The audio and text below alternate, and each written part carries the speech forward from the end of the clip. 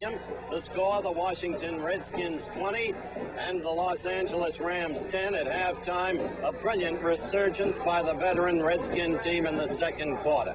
Now I've got a most familiar figure and face for all of you across the country here with me now. Of the original Beatles, Mr. John Lennon.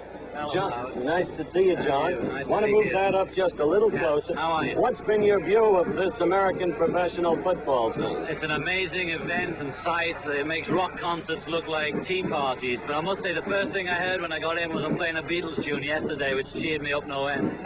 I've been trying to follow the game, but I couldn't understand why half the team was off and half the team was on. Well, we can't explain that to you now, but what's your general impression of the game as compared with A, rugby, and B, soccer football? It's nothing like soccer, but I can see a very close relationship to rugby football, which has the same shaped ball and they move 15 yards down the line at a time. But I can see the game here has changed completely from that. But it's very similar in its aspects. The goals are the same, they have points the same, they have to get a touchdown the same, but they don't have the scrum here, where both teams really punch each other, you know? Well, we have our own kind of scrum, as we've been showing with defensive end Freddie Dryer, number 89 of the Rams all night.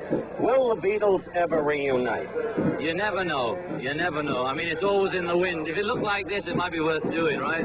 You did just spend the weekend with Ringo. Yeah, and I promised him I'd mention his album out now, and I said I wouldn't mention my own, which is out now, too. Forget it. Thank you very much, It's been John. a pleasure. Thanks for having me, Howard. Well, maybe we'll get to talk to you later in the show. Right now, we've got to rejoin the Gipper. Okay, Gipper. Over to Gipper. Bye-bye. Yeah. Oh, just one more thing, Ed. This is the first time that all of us are in the charts at the same time since it was the split. We all have albums, singles, everything, zooming up the charts, folks. Isn't that nice?